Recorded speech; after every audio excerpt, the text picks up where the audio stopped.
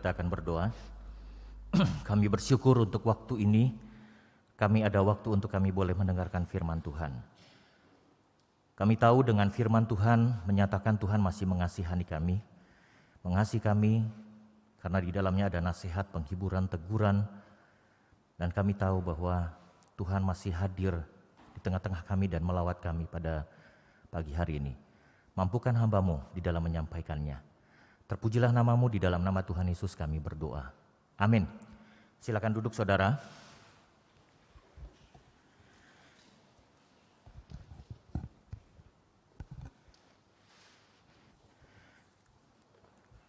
Iya, kita bersyukur untuk ibadah hari ini.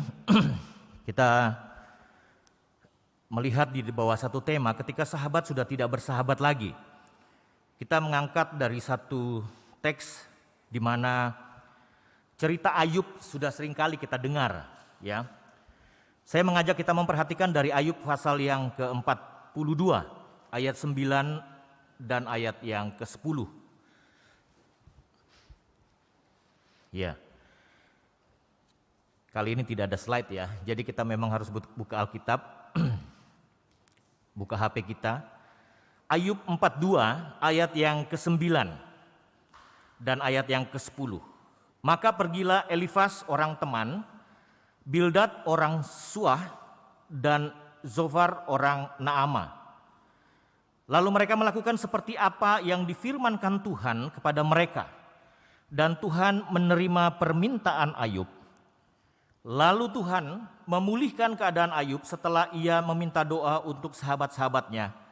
Dan Tuhan memberikan kepada Ayub 2 kali lipat dari segala kepunyaannya dahulu.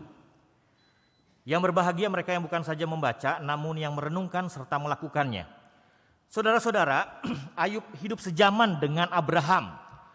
Satu di tanah Uz, satu di Ur Kasdim. Kalau kita melihat, Ayub tidak pernah berkomunikasi langsung dengan Tuhan.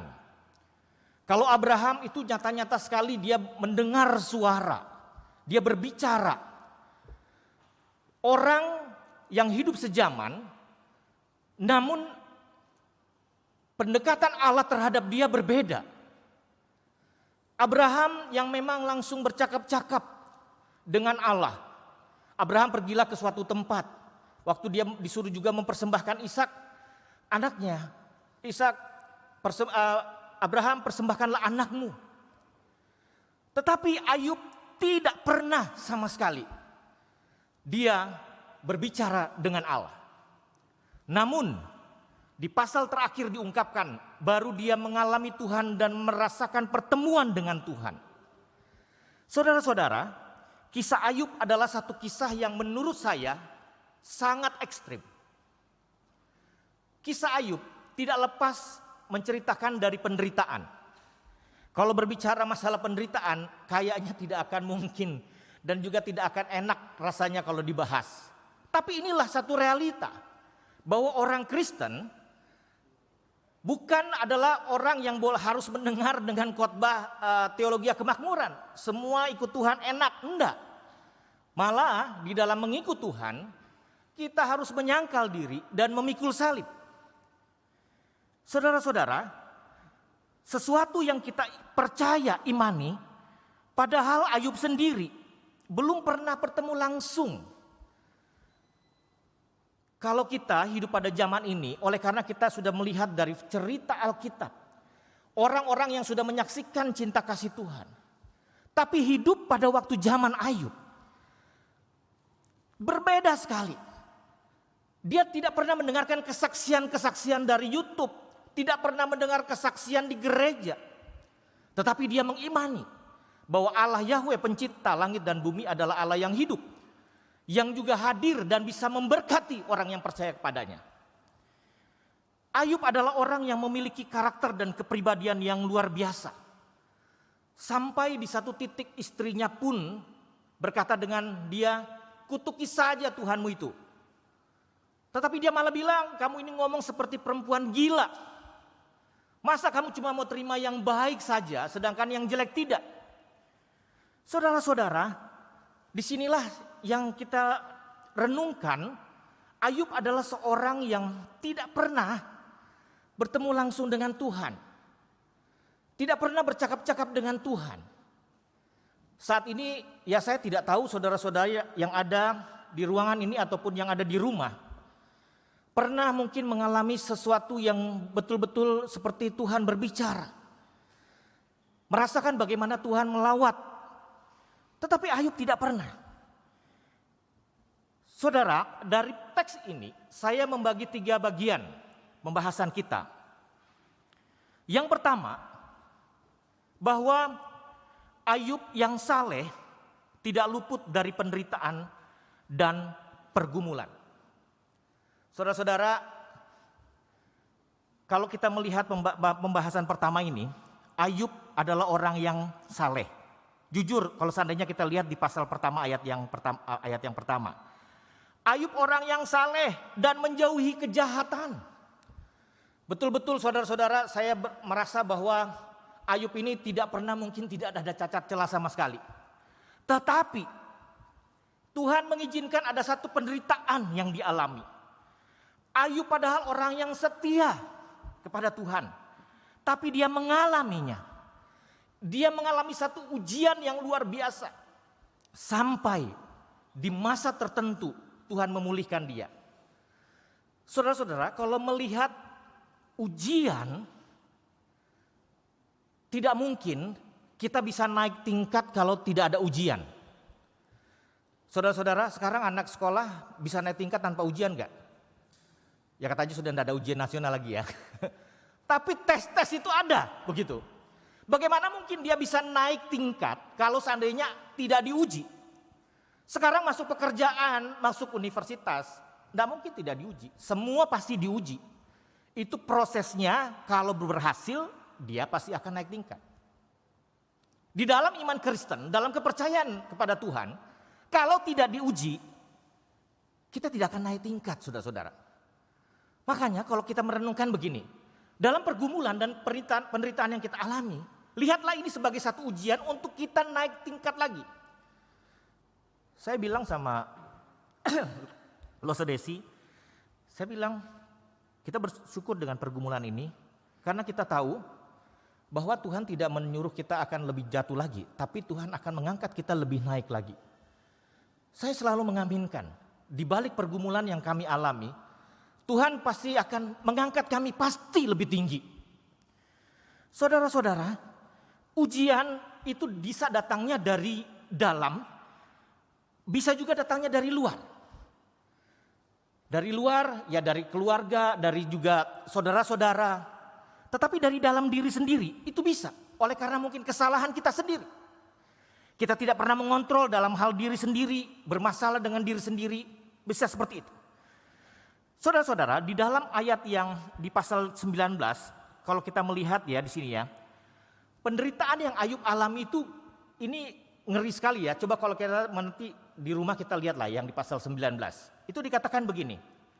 Ayub sampai bilang begini, saudara-saudara semua meninggalkan saya.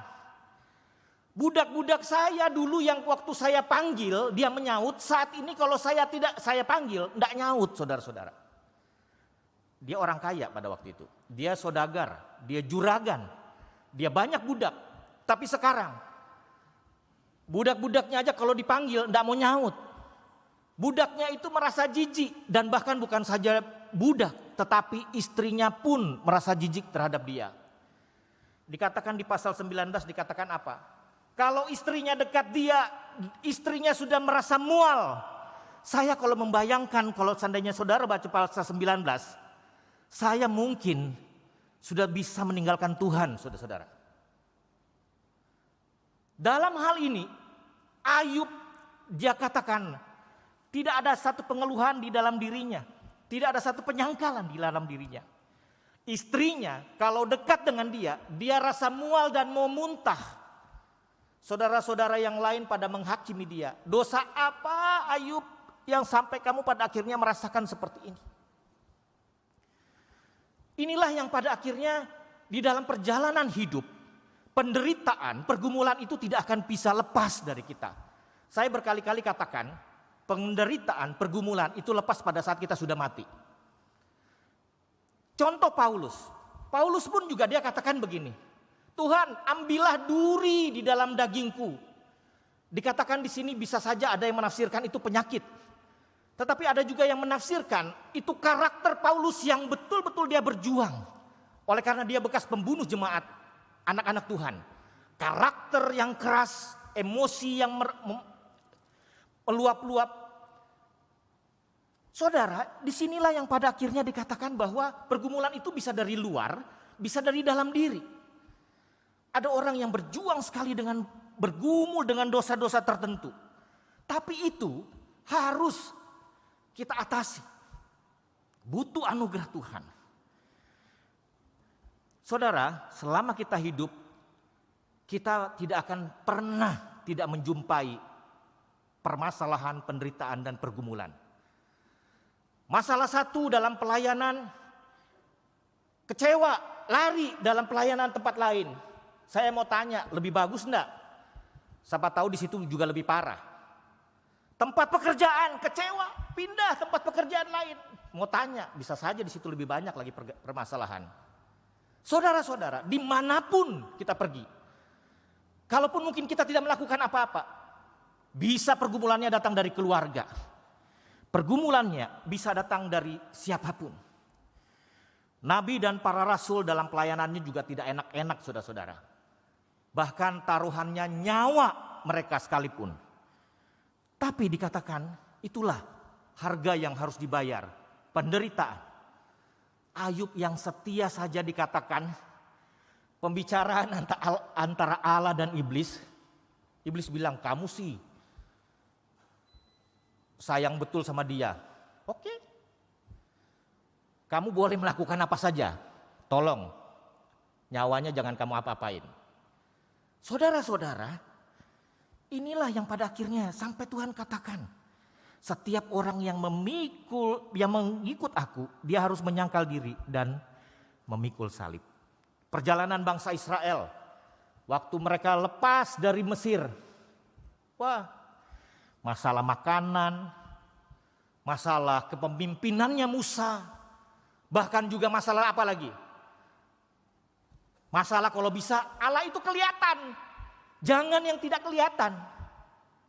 Anting-anting semua dibuatlah patung lembu emas supaya kelihatan Allah dalam bentuk nyata.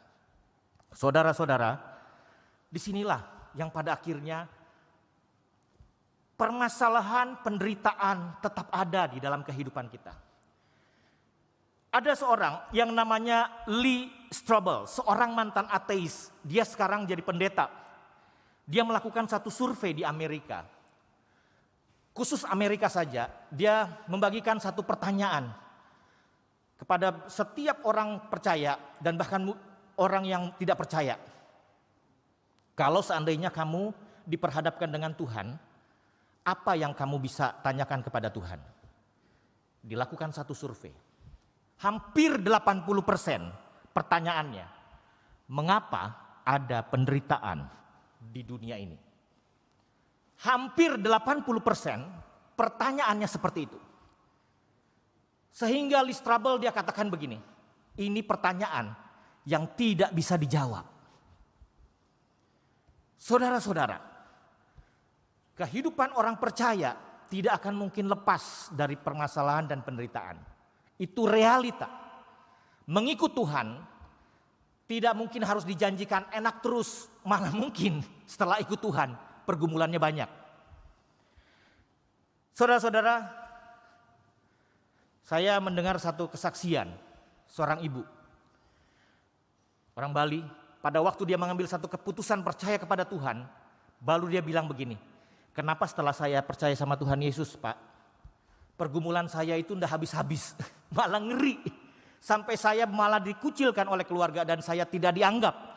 Apalagi dia berasal dari keturunan Brahmana, kasta yang paling tinggi. Dia mengambil keputusan percaya kepada Yesus. Prosesnya tidak gampang, saudara-saudara. Dia curi-curi, dia tetap juga ngebanten, istilahnya di pura begini. Tapi katanya dalam hatinya, saya tetap berdoa kepada Tuhan Yesus, Pak. Pelan-pelan, tapi akhirnya kelihatan. Ketahuan bahwa dia percaya kepada Yesus. Yang lucunya, Ada seorang pedanda yang dia katakan begini, anakmu ini ada seorang yang menjaga dia yang begitu kuat. Orangnya, gambarnya selalu ada di rumah-rumah orang Kristen.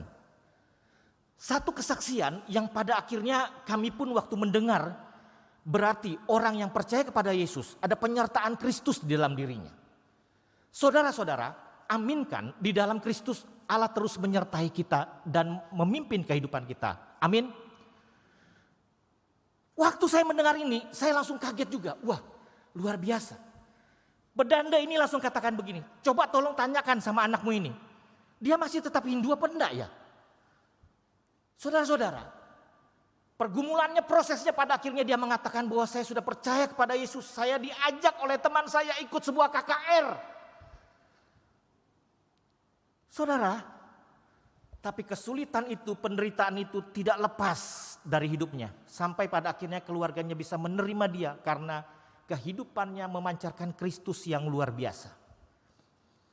Yang kedua, Ayub sebagai imam dan kepala keluarga yang luar biasa. Saudara-saudara, pada waktu anak Ayub hidup dan masih juga hartanya masih ada. Saudara-saudara, sikap Ayub yang luar biasa kalau seandainya kita membaca kitab Ayub. Dia katakan begini, saya selalu mempersembahkan korban syukur dan korban pengampunan dosa kepada Tuhan. Untuk anak-anak saya tidak tahu mungkin kesalahan apa dan dosa apa yang sudah dilakukan oleh anak saya. Tetapi saya tetap melakukan satu korban syukur kepada Tuhan. Inilah satu pelajaran yang luar biasa. Satu sikap seorang bapak, seorang pemimpin keluarga yang terus mengadakan satu doa yang dipanjatkan kepada Tuhan untuk keselamatan dan pemeliharaan kepada anak-anaknya. Saudara-saudara, saya waktu merenungkan akan hal ini, saya melihat saya juga punya anak remaja. Pada saat anak remaja kita itu sudah mulai senang main di kamarnya sendiri. Pada saat anak remaja itu sudah mulai senang bermain dengan temannya sendiri daripada kita. Pada saat nanti mungkin setelah dia sudah kuliah, keluar dari Balikpapan, lepas dari pemantauan kita. Kita tidak tahu dosa apa yang mereka perbuat. Saya bilang sama Losa Desi, setiap malam kita tetap mendoakan anak-anak kita. Kita tetap berdoa menyerahkan mereka dimanapun mereka berada. Iblis tidak akan tinggal dia menjatuhkan mereka. Ini bukan cuma untuk bapak-bapak, tetapi ibu-ibu juga. Sebagai satu teladan yang kita bisa berikan kepada mereka. Ada satu teladan iman. Ayub pasti mungkin akan berkata kepada anak-anaknya, Papa tidak tahu dosa yang kalian sudah perbuat.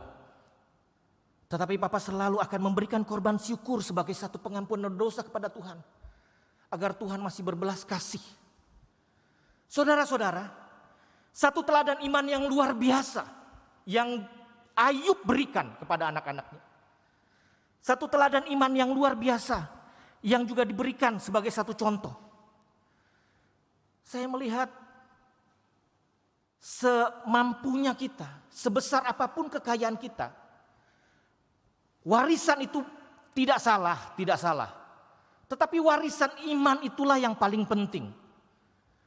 Dalam perjalanan pelayanan saya, saudara-saudara, saya melihat banyak orang kalau dari segi materi luar biasa, tapi dalam pernikahan keluarga anaknya hancur.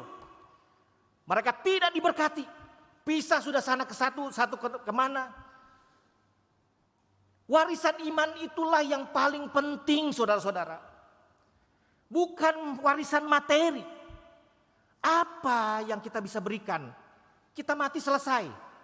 Tapi warisan iman itu luar biasa. Kalau anak-anak juga pada akhirnya tetap juga terlibat dalam pelayanan gereja, tetap setia mengasihi Tuhan, itu luar biasa.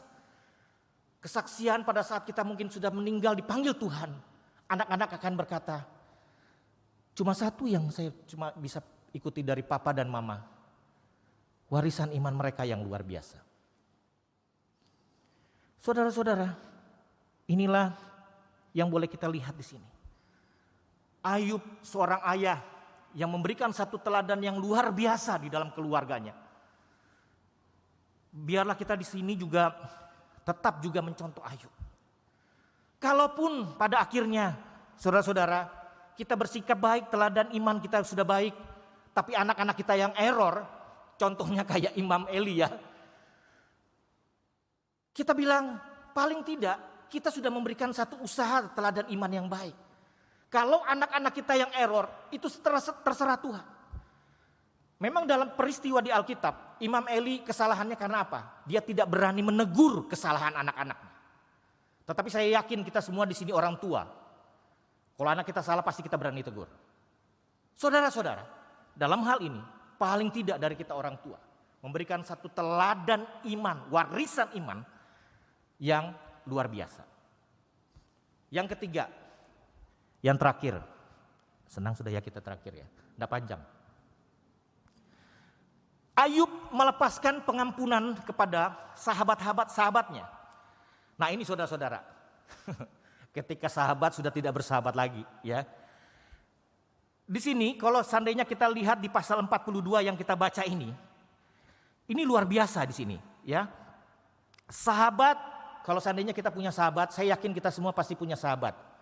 Saking dekatnya biasanya kita pasti akan bisa membedakan antara main-main, menghina main-main atau bagaimana kita bisa membedakan begitu ya. Karena kita sudah terlalu dekat begitu. Nah tapi di sini persahabatan mereka berempat ini, kelompok kecilnya mereka ini, pada akhirnya teman-temannya ini menghakimi dia, luar biasa. Coba kalau kita lihat lebih detail dalam Ayub ini. Itu sampai pada akhirnya begini. Kenapa kamu bisa begini Ayub? Ya. Dulu semua orang dengar kepadamu, tunduk kepadamu. Kenapa kamu sekarang bisa begini? Dalam hal ini Ayub merasa bahwa ini satu bukan satu semangat. Padahal mereka yang seharusnya sahabat-sahabatnya yang menguatkan dia, yang menghibur dia. Ayub, sudahlah. Kita tetap dukung kamu. Tuhan pasti akan menolong kamu lah. Tapi tidak. Kalimat-kalimat menghakimi itu luar biasa. Saudara-saudara, mungkin kita semua di sini pernah nonton film Miracle in Heaven. Dari salah satu anak yang sakit, namanya Anna Bin. Dia salah satu sakitnya ini anak ini seperti usus yang tidak pada tempatnya. Jadi lama-lama perutnya ini kembung. Ya, besar. Dokter di tempatnya dikatakan, waduh bingung ini sakit apa ya.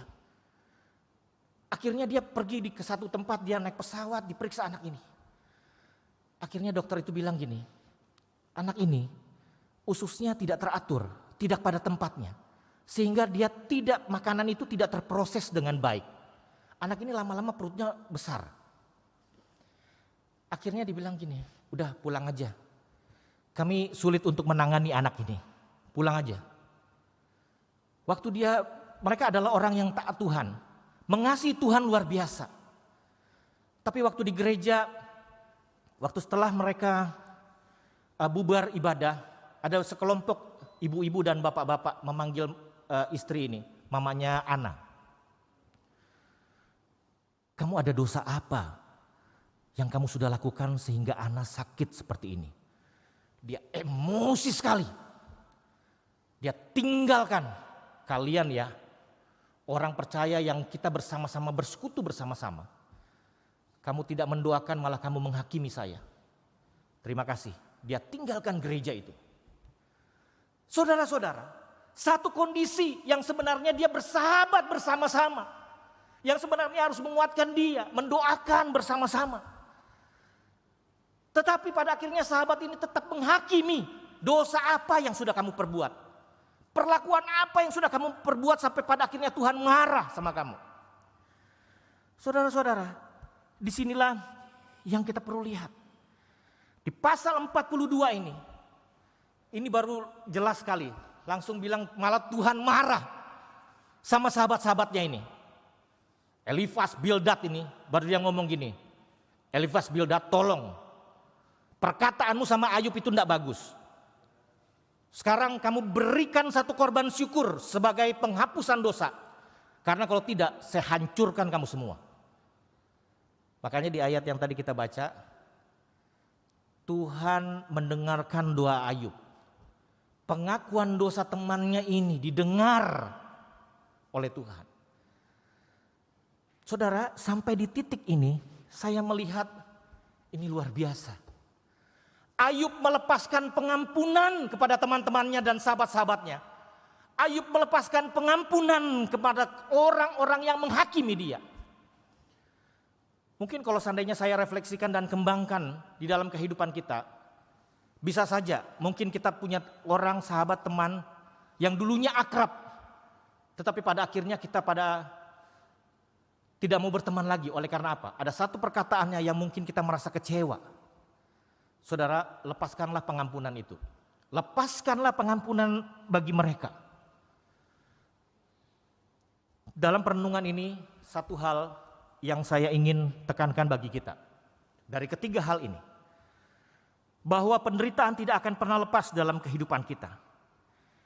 Ditinggalkan orang, sahabat, keluarga, itu sudah hal yang realita yang kita pasti alami. Tetapi jangan sampai pada waktu kita menderita, kita mengalami kesulitan, kita meninggalkan Tuhan. Saudara-saudara, saya beberapa artikel dan kita tahu mungkin agama seberang yang kita tahu, mereka memanfaatkan penderitaan sebagai sesuatu untuk mereka bisa masuk di dalamnya. Sehingga orang yang mengalami kesulitan, apakah ekonomi, apakah sakit, mereka bantu supaya pada akhirnya mereka bisa menyangkal Tuhan dan mengikuti kepercayaan yang berbeda. Saat ini kita perlu bijak, kita tetap mendoakan akan hal ini. Karena banyak sekali kantong-kantong Kristen yang boleh dikatakan sekarang ex-kantong Kristen. Sudah banyak orang yang sudah tidak percaya kepada Tuhan. Karena apa? Aliran ini masuk di dalam penderitaan, kesulitan ekonomi, kesulitan juga biaya hidup. Mereka masuk untuk menolong supaya mereka bisa meninggalkan Tuhan. Saudara-saudara, kesulitan apapun yang kita alami, jangan sampai kita meninggalkan Tuhan. Sahabat bisa meninggalkan kita, keluarga bisa meninggalkan kita, tapi jangan sampai kita meninggalkan Tuhan. Mari kita berdoa. Tuhan, terima kasih, kami bersyukur untuk firman Tuhan pada pagi hari ini. Tuhan, tolong mampukan kami untuk kami bisa melakukannya. Ini bukan hal yang mudah bagi kami, Tuhan. Tetapi Tuhan tolong, dengan Tuhan terus mengingatkan bagi kami, dengan Tuhan terus juga mengoreksi kehidupan kami. Kami tahu Tuhan masih mencintai kami dan mengasihi kami. Terima kasih untuk waktu ini. Biarlah dalam perjalanan kehidupan kami, iman kami kepada Tuhan tidak kendor. Iman kami lebih lagi di dalam kami mengasihi dan mencintai Tuhan. Terpujilah namamu, di dalam nama Tuhan Yesus kami berdoa. Amin.